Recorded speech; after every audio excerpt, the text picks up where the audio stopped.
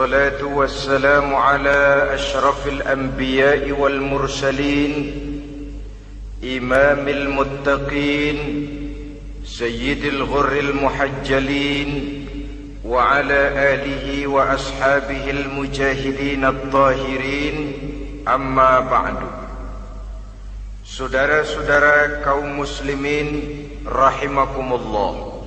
Seorang muslim adalah seorang yang berpandangan luas, berjiwa lapang. Maksudnya apa? Tujuan jangka pendek dan jangka panjang ini harus dia raih kedua-duanya. Ini yang oleh Al-Quran diajarkan agar setiap muslim mencapai fid dunya hasanah wa fil akhirati hasanah. Kebaikan di dunia, kebaikan di akhirat. Itu arti hasanah. Jangan macam orang dulu punya istri dua pergi haji. Yang satu yang muda istrinya namanya Hasanah, yang satu namanya Khadijah. Waktu tawaf keliling Ka'bah, si suami ini nggak bisa doa apa-apa kecuali Rabbana Atina itu. Tiap putaran Rabbana Atina fid dunya hasanah wa fil akhirati hasanah. Putaran kedua Rabbana Atina fid dunya hasanah wa fil akhirati hasanah. Ini istri tuanya yang namanya Khadijah dengerin aja. Akhirnya di satu saat dia colek suaminya, "Bang, mentang-mentang Hasanah bini muda disebutin melulu. Saya dong disebutin dalam doa." "Iya deh, ntar putaran selanjutnya." Suaminya blow on juga. Putaran kedua dia baca Rabbana Atina fid dunya hasanah wa fil akhirati Khadijah.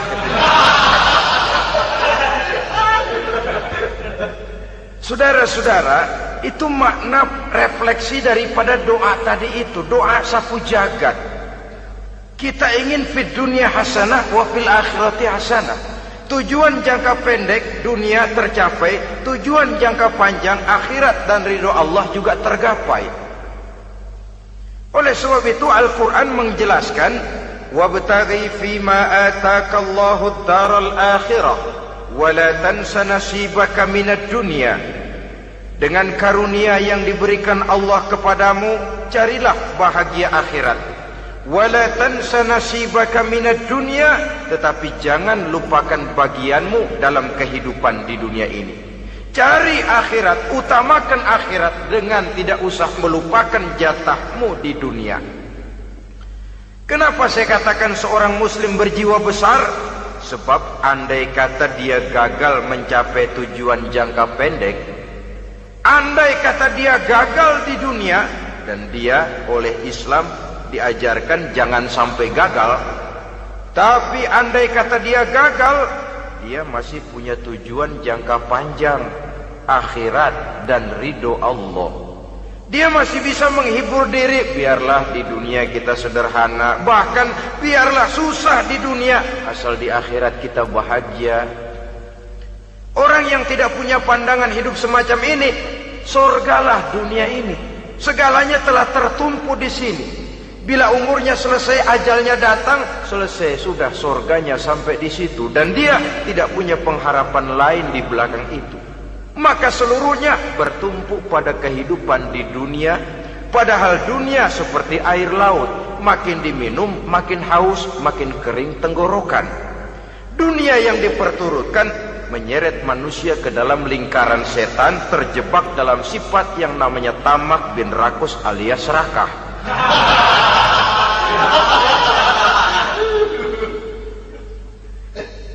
Andai kata dia gagal untuk tujuan jangka pendek, dia masih punya tujuan jangka panjang, akhirat. Dia masih sanggup berkata, biar di dunia kita sederhana, bahkan biar kebelangsak sengsara susah di dunia, asal di akhirat kita bisa bahagia. Kan masih ada harapan. Yang paling bangpak, paling rusak betul, sudah di dunia sengsara, di akhirat celaka. Jadi dunia rumahnya gubuk, pinggir kali miring, asal hujan bocor. utang selebar warung. Bayang kagak, ngaji enggak, puasa enggak, saban malam merit mulu. Saudara hadirin yang saya hormati, lalu kapan mau bahagia kalau sudah di sini susah, di sana akan susah juga. Ini yang pertama, seorang muslim, seorang yang optimis, berjiwa besar, luas pandangan. Kegagalan dia dalam jangka pendek tidak menyebabkan dia melupakan tujuan jangka panjang. Yang kedua, positifnya apa? Cara dia mencapai tujuan jangka pendek diwarnai oleh keyakinan adanya tujuan jangka panjang. Dia memang benar cari harta, tapi karena dia yakin ada akhirat, Allah ridho apa tidak? Ini positifnya. Saya memang cari duit, tapi dengan cara ini Allah ridho apa tidak? Saya memang ingin berpakaian yang rapi, tapi dengan tidak menutup aurat begini, Allah ridho atau tidak? Saya memang bergaul menghormati teman, tapi terjebak dalam minuman keras karena menghormati teman, Allah ridho apa tidak? Ini orang yang punya tujuan jangka panjang. Segalanya diberikan bingkai dengan pertanyaan, Allah ridho atau tidak?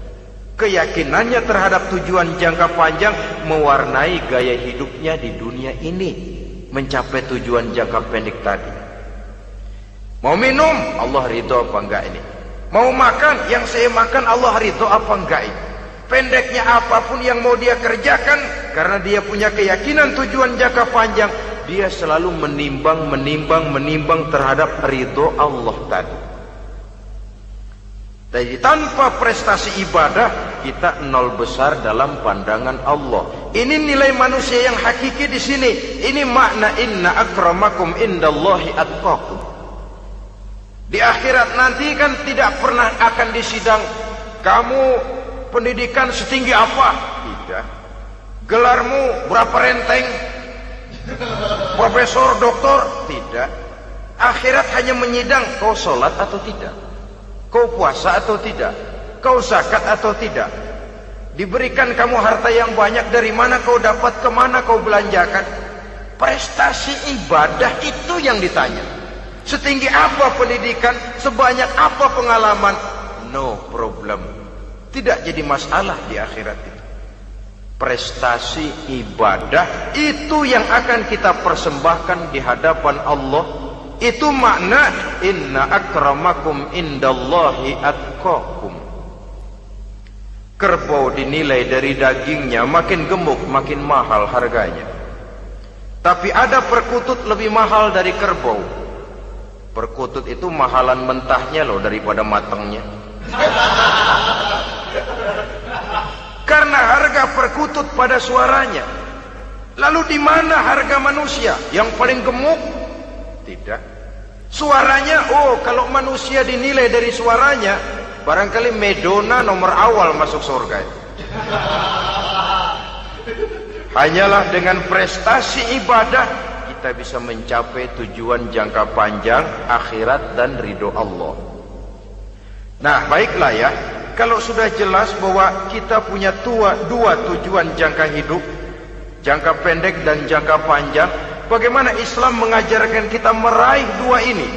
Pada prinsipnya Islam mengajarkan sistem keseimbangan. Dalam berbagai aspek kehidupan, keseimbangan ini nampak dengan nyata diajarkan oleh agama kita. Seperti ayat yang saya bacakan tadi. Dengan karunia yang diberikan Allah kepadamu, cari negeri akhirat, tapi jangan lupakan bagianmu di dunia ini. Dalam bentuk yang lebih nyata, bekerjalah untuk duniamu seolah kau akan hidup buat selamanya, tapi bekerjalah buat akhiratmu seolah kau akan mati besok. Manifestasinya dalam kehidupan, misalnya orang kaya diperintah membantu yang miskin, tapi orang miskin dianjurkan berusaha. Jangan mengandalkan hidup kepada yang kaya, seimbang. Kamu kaya, betul Pak, bantu yang miskin. Kamu miskin, iya Pak, berusaha, seimbang. Tuan rumah diwajibkan menghormati tamu, tamu diwajibkan tahu diri, seimbang. Jadi bagaimana kalau sudah kita bekerja di sawah, di ladang, di pasar, di kantor, anggap kita akan hidup selamanya agar timbul gairah kerja. Tapi kalau sudah sholat, anggap kita akan mati besok supaya timbul khusyuknya. Nah, titik tekannya di mana? Stresnya itu. Walaupun Islam mengajarkan sistem keseimbangan, tapi Al-Quran tetap menggarisbawahi walal akhiratu khairul laka minal, bahwa bagaimanapun seimbangnya, akhirat itu lebih utama daripada dunia. Bagaimana implementasinya? Kata orang-orang tua, kalau kita menanam padi, rumput pasti tumbuh, tapi nanam rumput jangan mimpi tumbuh padi. Maksudnya apa? Kalau satu perbuatan kita niatkan karena Allah, dunianya pasti ikut. Tapi kalau satu perbuatan diniatkan karena dunia semata-mata, akhirat akan hilang. Sebab itu, biasakanlah berbuat sesuatu baik untuk tujuan jangka pendek, lebih-lebih untuk tujuan jangka panjang, dengan motif lillahi ta'ala. Jadi saya ulangi, satu perbuatan kalau sudah diniatkan karena Allah, dunia biasanya ikut. Tapi kalau diniatkan karena dunia semata-mata, akhirat akan luput. Padahal itu titik tekannya, walal akhiratu khairul laka minal ula. Saudara-saudara kaum muslimin rahimakumullah, ini tujuan hidup. Jadi landasan tempat kita bertolak sudah jelas, pantai yang akan kita tuju dalam kehidupan ini juga sudah nyata. Kita ingin mencapai apa yang dinamakan fid dunya hasanah wa fil akhirati hasanah. Untuk itu perlu ada keseimbangan, tetapi titik tekannya tetap akhirat lebih utama daripada kehidupan dunia ini. Sekarang kalau sudah ada dasar hidup, sudah ada tujuan yang akan kita capai, tentu harus ada alat untuk mencapainya. Semuanya perlu sarana. Bahkan pada hakikatnya dalam kaidah usul fikih para ulama mengajarkan lil wasail hukmul maqasid. Sarana dan tujuan hukumnya sama. Ini mestinya mendidik umat Islam jadi pinter. Jangan cuma berpikir melaksanakan satu pekerjaan, tapi juga berpikir menciptakan sarana untuk terwujudnya pekerjaan itu. Misalnya umat Islam wajib pergi haji kalau mampu, kan begitu toh?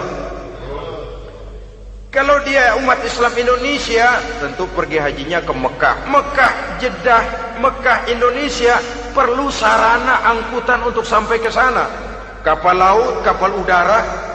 Artinya umat Islam harus maju di bidang teknologi, bisa menciptakan pesawat, bisa menciptakan kapal laut, sarana yang akan menyampaikan dia untuk bisa melaksanakan ibadah haji. Selama ini kita bertumpu kepada pemikiran, pokoknya kan yang penting gue pergi haji pakai apa, kayak gue punya duit.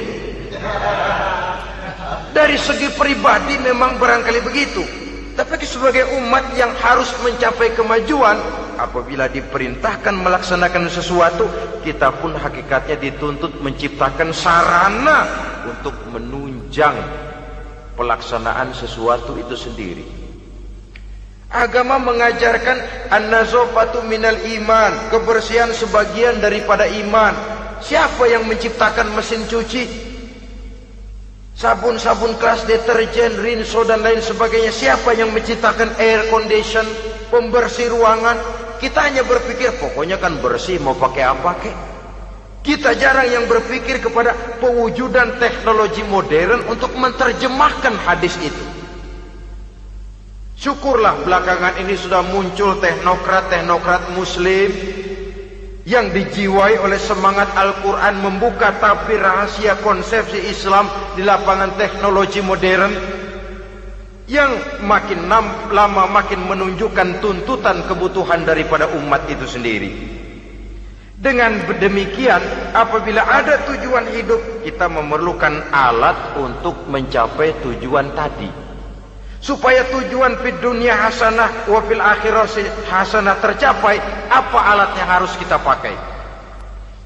Kita lihat surah At-Taubah ayat 111 memberikan jawaban.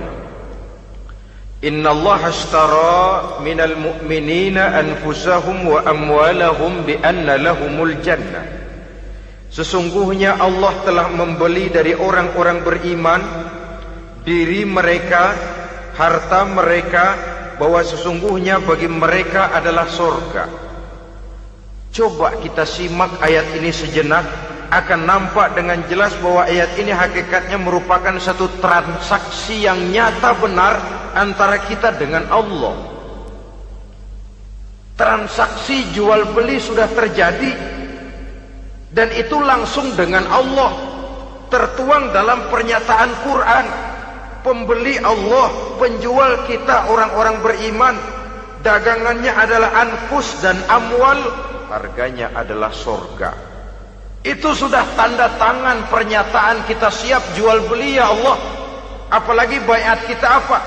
Inna solati wa nusuki wa mahyaya wa mamati lillahi rabbil alamin. Solatku, ibadahku, hidup dan matiku cuma untuk Allah Tuhan seluruh sekalian alam. Minimalnya 5 kali sehari semalam baiat ini kita ulang dan kita ulang. Kenapa lalu kita tidak konsekuen? Dalam konteksnya dengan persoalan, maka alat hidup kita itu ada 2. Pertama, anfus. Ini bentuk mufrad dari jamaknya, bentuk jamak dari mufrad nafsun. Biasa diterjemahkan dengan diri. Yang dimaksud dengan diri adalah kepribadian. Yang dimaksud dengan kepribadian ialah kekayaan yang kita miliki dalam kepribadian kita. Artinya bisa tenaga, pikiran, konsep, gagasan, wewenang, ide, pangkat, jabatan, kemampuan, keahlian, skill, itu semuanya masuk ke dalam anfus, diri. Sedangkan amwal bentuk jamak dari mufrad malun, biasa diterjemahkan dengan harta. Pengertian di sini ialah seluruh bentuk-bentuk materi yang berada di bawah kekuasaan kita. Bisa rumah, bisa uang, bisa tanah, bisa kebun, bisa pabrik, bisa peternakan, itu semuanya amwal. Nah, baik anfus maupun amwal, diri, tenaga kek, pikiran kek, harta kek, pangkat kek, jabatan kek, wewenang kek, keahlian kek, untuk tujuan jangka pendek harus jadi rahmah bagi lingkungan. Untuk tujuan jangka panjang harus menunjang jalan menuju ridho Allah. Jadi kalau pangkat kita menjauhkan kita dari ridho Allah, itu bukan nikmat tuh, azab. Punya pangkat bukan melakukan kebaikan, malah melakukan kejahatan, setidak-tidaknya berdiri di belakang kejahatan, melindungi perbuatan-perbuatan munkar. Dalam kelas kakap melindungi korupsi, dalam kelas teri jadi backing tukang koprok.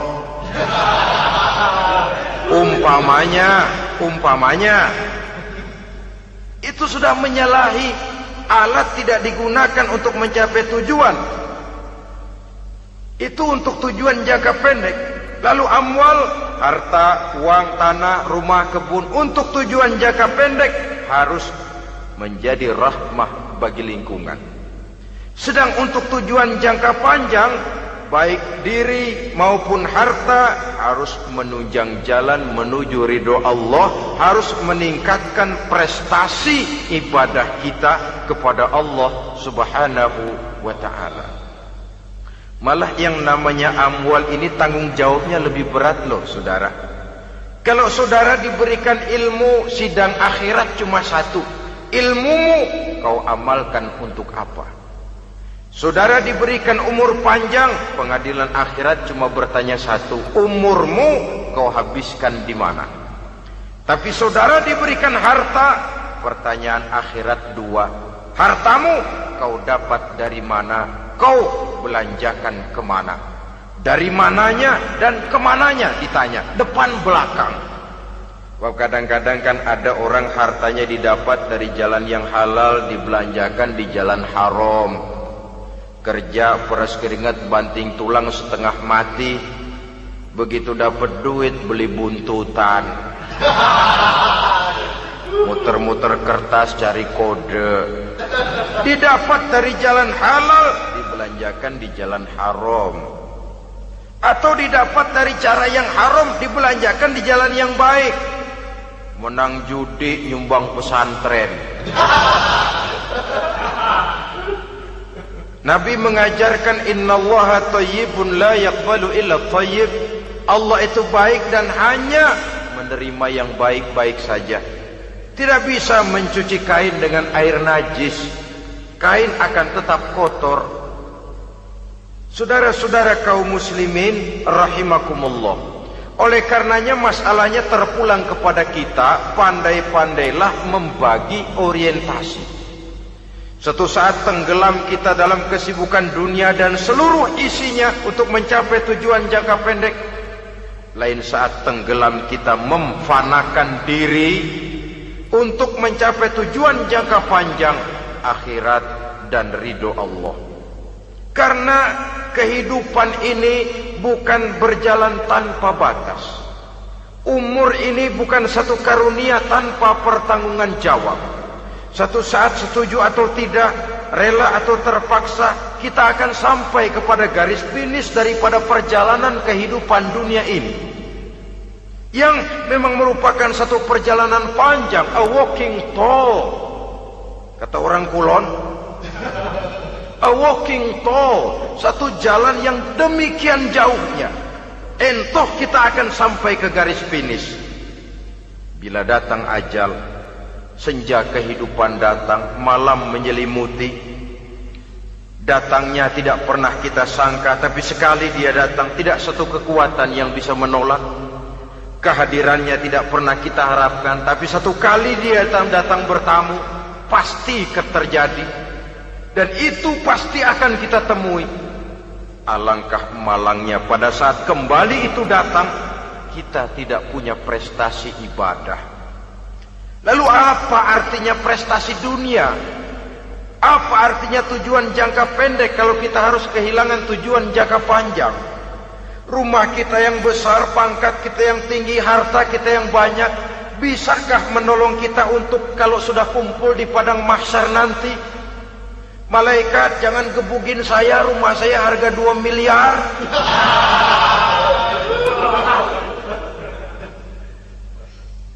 Sudahlah malaikat, damai saja, itu Rolls Royce saya. Pakai saja malaikat, pakai. Kata malaikat, gue budak, gue nggak butuh gituan. Hanya prestasi ibadah yang bisa menyelamatkan kita pada kondisi semacam itu. Jadi oleh karena itu saudara-saudara, biar di dunia ini rumah kita besar, mobil bagus, uang banyak, pabrik ada, usaha lancar, asal di akhirat masuk surga aja. Gak apa-apa. Daripada di dunia sengsara, di akhirat neraka, senangnya kapan? Sudah di sini sengsara, di sana kebelangsak. Itu yang orang-orang tua bilang lacur kuda namanya. Pelan dipecut, kenceng digentak, setengah mati, serba salah. Kuda kalau bisa ngomong, gue setengah mati, serba salah. Pelan dipecut, kekencengan ditarik, itu yang namanya lacur kuda begitu. Serba salah posisinya.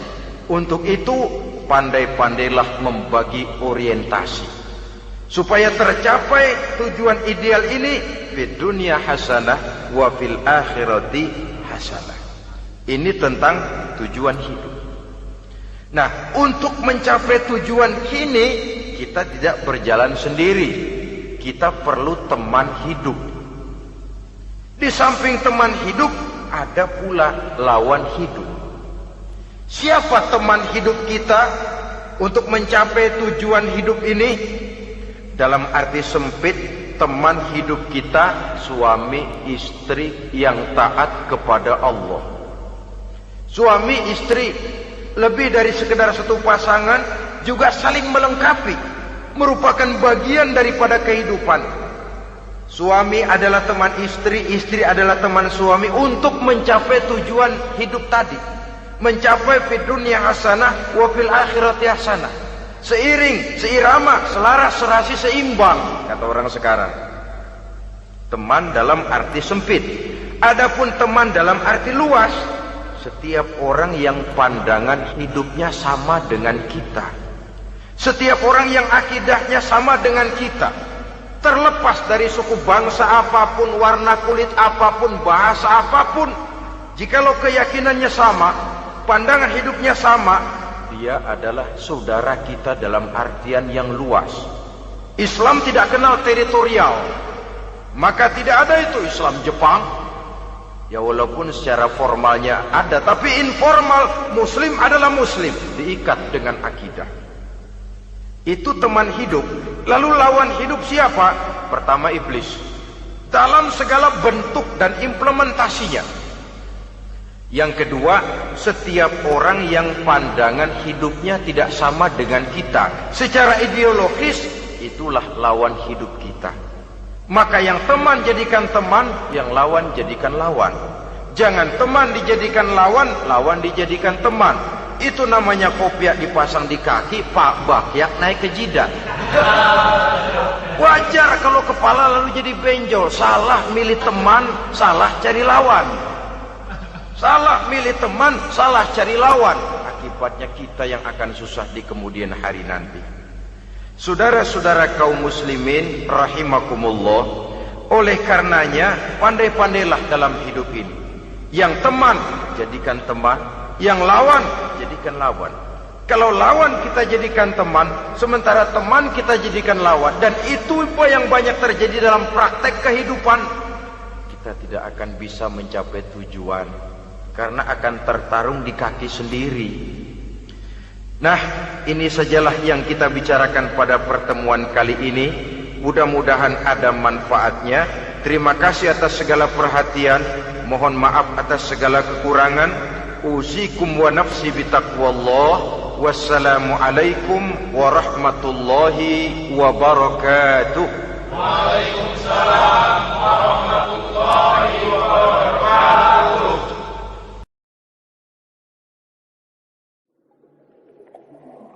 Mm-hmm.